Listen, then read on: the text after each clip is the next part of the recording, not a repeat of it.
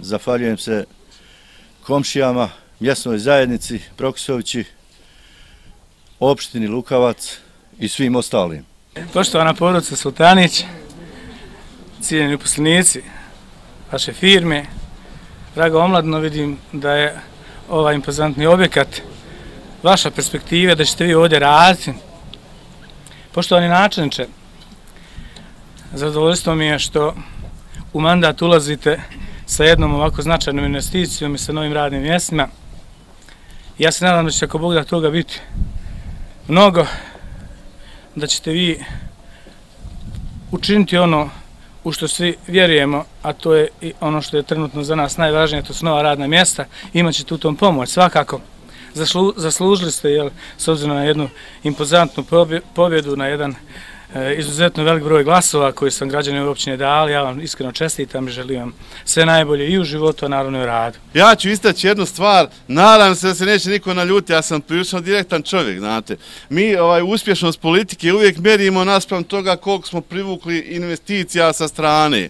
U Prokusovićima Poljička investicija sa strane, je li tako?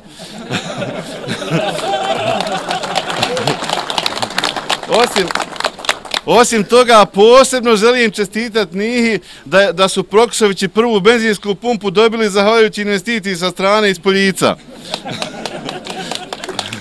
A onda, s obzirom da su i Prokusovići i Poljice sad moja sela i sela koja ja podjednako moram da volim, štujem i da radim za njih, ja bih volio da se Prokusovljani sad porežu pa da investiciju neku preko bare naprave nama u Poljicu.